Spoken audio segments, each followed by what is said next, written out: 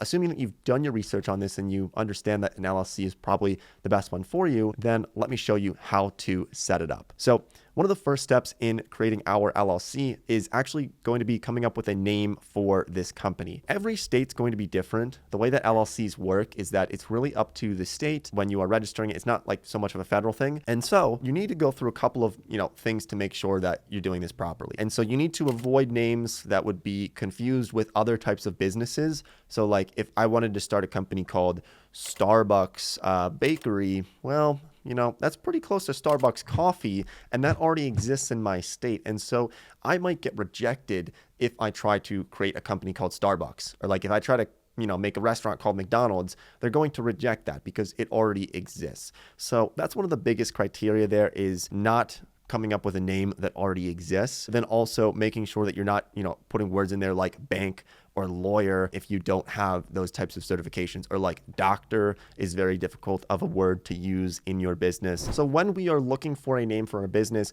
you're going to want to go to your state's website that has a list of all of the businesses that are registered in your state. So for Florida, for example, I went onto the Florida, it's sunbiz.org, the Division of Corporations. Just do a quick Google search for your specific state on, LLC search with a certain state, right? Do that Google search, you'll find a database, make sure it's at the actual government website. And then I'm just going to search for different companies. So for example, if I wanted to start a company called Starbucks in Florida, well, there's already some companies that are called Starbucks in Florida. So if I send an application for, this company name, it's probably going to get rejected because there's other companies that exist already for that name. So instead of that, let's say I want to do Santrell Bakery and do a quick search. There's nothing really similar to Santrell Bakery in Florida, and so I could probably confidently submit this application and it will likely get approved. Now, I can't promise this to you, like if you submit something and it gets rejected, that is possible, but this is hopefully to try to prevent that, is searching